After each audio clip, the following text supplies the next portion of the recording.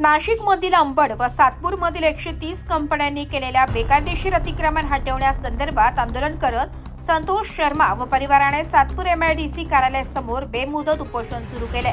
यात प्रामुख्याने सातपूर तसेच अंबड MIDC मधील 130 कंपन्यात वाढलेले अतिक्रमण त्वरित काढावे, तसेच यात अतिक्रमण वाढीला प्रोत्साहन देणारे कार्यकारी अभियंता जयवंत पवार व दोन्ही विभागाचे उपअभियंता यांना बडतर्फ करण्याचे आदेश पारित व्हावेत अशी मागणी शर्मा यांनी केली आहे।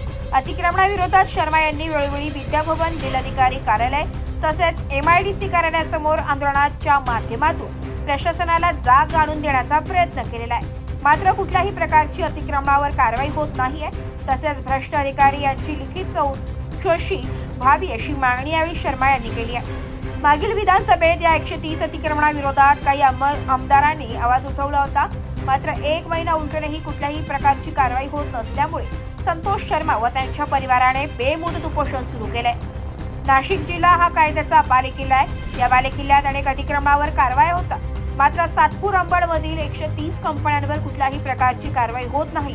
याकडे प्रशासनाने लक्ष देऊन संबंधित कंपनी मालकांवर कारवाई करण्याची विनंती संतोष शर्मा यांनी केली आहे। येतोय आज आपण परत आंदोलनाला सुरुवात केलेली आहे। काय प्रमुख मागण्या आहेत? आमच्या मागण्या तर आम्ही विधानभवनात सुद्धा मांडलेल्या आहे। कार्यकारी अभियंता जयवंत पवार यांना बडतर्फ करायला लावलं आहे। त्यांच्या कार्यकाळामध्ये त्यांच्या अधिकाऱ्यांनी त्यांची बाजू मांडली की अधिकाऱ्यांचं कोणत्या अधिकाऱ्याला किती वर्ष ठेवायचं आहे ते आमचं मंडळ बघल, पण आम्ही ऑडिटचा विषय मांडला की प्रत्येक वर्षी ऑडिट का नाही करण्यात आलं। विधानभवनामध्ये अण्णासाहेब बनसोडे विधानसभेचे उपाध्यक्ष यांच्या दालनात 10 सप्टेंबरला आमची बैठक लागलेली होती। मी आत्मदहन केलं, त्याच्याबद्दल त्यांनी त्याची दखल घेतली। दखल घेतल्यानंतर महिनाभर त्यांना वेळ दिला संपूर्ण अहवाल तयार करून द्यायला, पण याच्यामध्ये कुठेतरी राजकारणाचे लोक हात घालते आहे आणि ढवळाढवळीचं काम चालू आहे। कसं तरी अतिक्रमण थांबवायचं।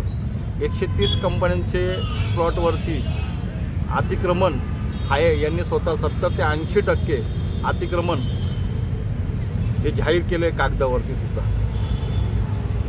आज याच्यामध्ये भरपूर जे कंपन्या आहे, सातपूरमधल्या आहे, निलाई आहे,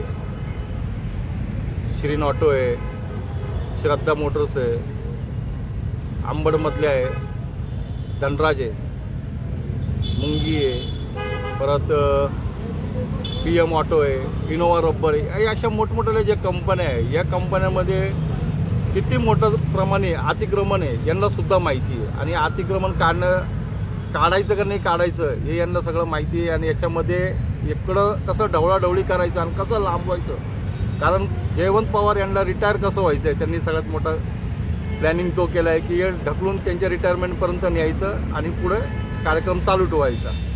आता शेवटची नोटीस देतो, 3 नोटिसा झाल्या, आता 4थी नोटीस देतो, त्याच्यानंतर निविदा काढतो। निविदा काढल्यानंतर मग मी पुढचं प्रोसेस करतो। याच्यामध्ये 18 ते 20 नगरसेवकसुद्धा सामील आहे। आजी माजी पद अधिकारीसुद्धा सामील आहे महायुतीचे। आता याच्यामध्ये मी सगळ्यांचीच नावं घेणार आहे। 1-2 दिवसात मी सगळ्यांची नावंसुद्धा जाहीर करेल की कोण याच्यात आहे कोण नाही आहे आणि याच्यामध्ये पुढे काय होणार आहे। आणि मी उपोषण अण्णासाहेब बनसोडे हे आल्याशिवाय सोडणार नाही। माझ्या उपोषण जागेवरती ते येतील, कारण त्यांनी मला आश्वासन दिले, मला त्यांच्यावरती खात्री आहे ते मला न्याय मिळवून देतील, त्यावर मी उपोषणाला बसतो। नाशिक लोकशाही न्यूजसाठी रमेश खरात, सातपूर।